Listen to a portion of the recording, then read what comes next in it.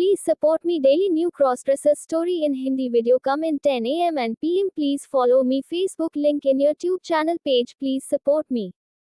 भाग्यशाली कौन है? 3. अब जब भी उसकी नेल पॉलिश फेड होता है, राधा अपने नाखूनों को तुरंत रंग में बदलते हैं। कुछ दिनों के बाद उसकी नेल पॉलिश फिर से फीका हुई। इस बार राधा ने उसे एक नेल पॉलिश बोतल सौंप दी और उसने अपने नाखूनों को खुद से पेंट करने के लिए कहा। ऐसा लगता है कि राधा में बहुत सारे कार्यालय काम है। उसने बोतल ली और अपने नाखूनों को करना शुरू कर दिया। सबसे पहले उन्होंने अपने नाखूनों को साफ किया और फिर उसके नाखून को पेंट करना शुरू कर दिया। कुछ बार वह अपने नाखूनों को करता है और कभी कभी राधा अपने नाखून करता है। राधा ने उसे बंद कर दिया कि वह नाखून काट दिया।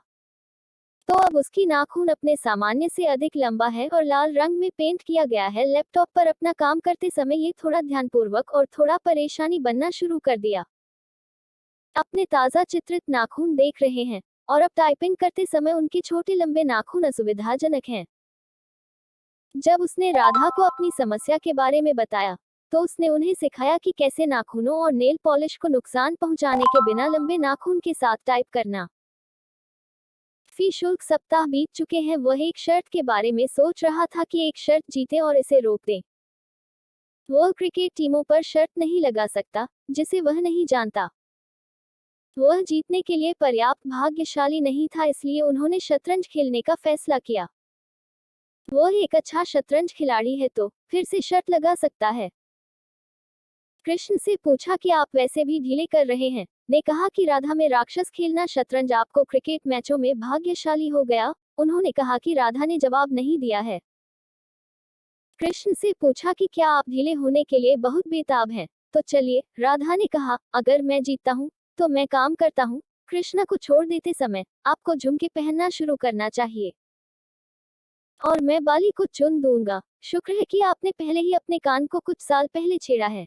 ने कहा कि राधा कृष्ण ने विश्वास किया कि वह जीतने वाला है, इसलिए वह सहमत हुए।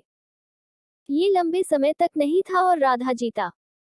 कृष्ण विश्वास नहीं कर सकता। राधा ने इसे एक विशेषज्ञ की तरह खेला। राधा उसके कमरे में गया और झुमके की एक जोड़ी के साथ वापस आ गया। जब उसने उन्हें दिखाया तो वह बहुत डर रहा था। वे बड़े हैं। अपने कान लोब के लिए बाली डालने के दौरान राधा कहने लगे, मैं विश्वास नहीं कर सकता, आप भूल गए कि मैं एक राज्य स्तर शतरंज चैंपियन हूँ। ने कहा कि राधा कृष्ण अच्छा नहीं लग रहा था। वह साल पहले स्टब का पहना था, लेकिन वह इस बड़ी झुमकी को कभी नहीं पहना था। उसके बाद उन्हें पहना था, वह ऐसा महसूस किया कोई उसके कानों नीचे खींच रहा है। वह पहले से ही निरंतर महसूस कर रही थी क्योंकि चूड़ी, कनों और नेल पॉलिश की वजह से अब बालियां अगले स्तर पर अपनी असुविधा लेती हैं। उसने सोचा, खुद को वह छिद्रों और चूड़ियों की तरह बालियां संभाल सकता है। इसे करने के लिए कुछ दिन लगते हैं। झुमके अपने गाल को छूने पर रहते हैं। जब जलवायु ठंडा हो जाती है तो उसे ठंड लगा। उसकी बाली ने अपने गाल को छुआ। राधा विभिन्न प्रकार की बाली की कोशिश कर रहे थे। यह बाली के साथ अपनी असुविधा को देखने के बाद राधा ने अपनी झुमके को मध्यम आकार में बदलने का फैसला किया। जब वह टीवी देख रहा था तब राधा झुकाका की एक जोड़ी के साथ उसके पास बैठे थे। जब उन्होंने उन्हें देखा तो वह बहुत खुश महसूस किया। वे अभी उन पहलू हैं जो वह अभी पहन रहे थे। राधा ने उन्हें बदल दिया। अपने कानों को हफ्तों के बाद थोड़ा हल्का महसूस करना। हफ्तों तक बड़ी झुमके पहनने के बाद वह बहुत असुविधा नहीं थी। ये उसके लिए कुछ भी नहीं है, लेकिन वह अभी भी दांव जीतने और इन सभी महिला सामान से छुटकारा चाहते थे। 1 महीने के बाद वह झुमके, कर्ण, चूड़ी और नेल पॉलिश के लिए इस्तेमाल किया गया था। वे उसके लिए प्राकृतिक और दैनिक सामान बन जाते हैं। भाग्यशाली कौन है? 4 नवंबर 17, 2000